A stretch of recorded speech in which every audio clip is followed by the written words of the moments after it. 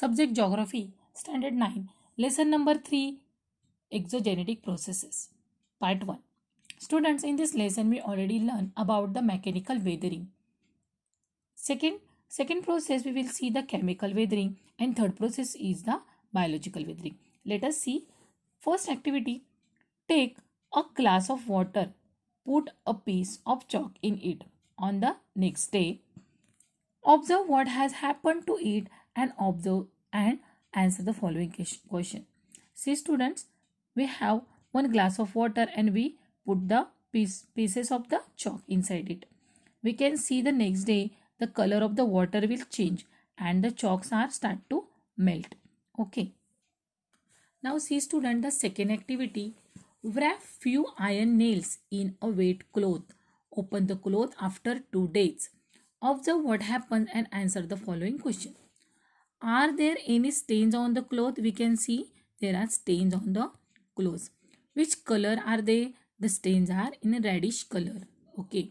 What could be the reason for the stains? Because of wet cloth, the iron nails start to rustling. Okay.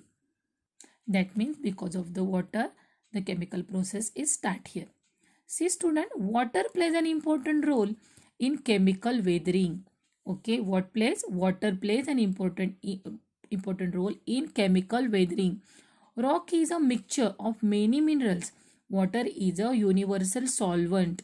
Many things get dissolved easily in water. The solubility increases because the matter has dissolved in water, and those material which do not dissolve easily in water get dissolved in such solution in areas that receive heavy rainfall. Chemical weathering occurs in the following way. See student, in some areas we know that acid rain. Okay, we know that have there is acid rain, and because of that acid rain, the weathering of the rock is started. See, first point is carbonation. So what is meaning of carbonation? First of all, we will see the rainwater travels through the atmosphere. Before reaching the ground, carbon dioxide in the water get mixed in the water. This process is called as carbonation. See, dilute carbonic acid gets formed.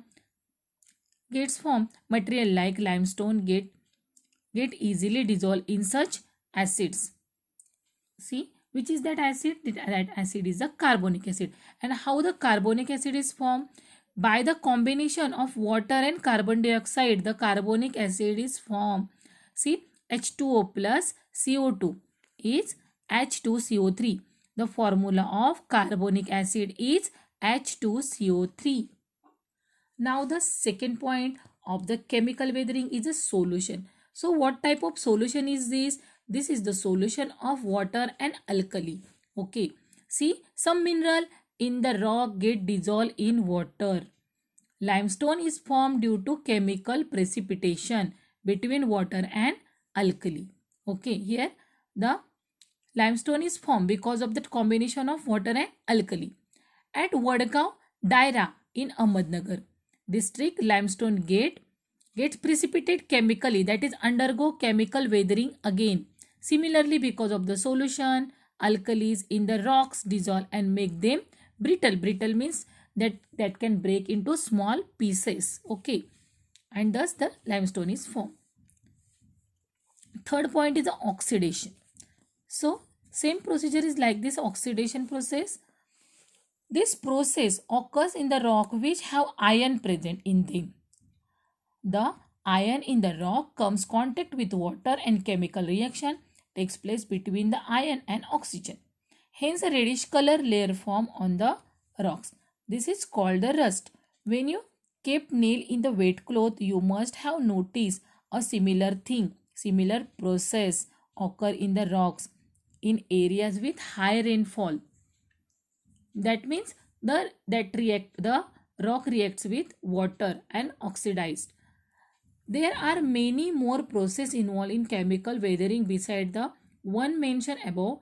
Daily life example including moistening of the table salt in rainy season, apple slices turning brown. You know the apple contain the amount of iron inside it.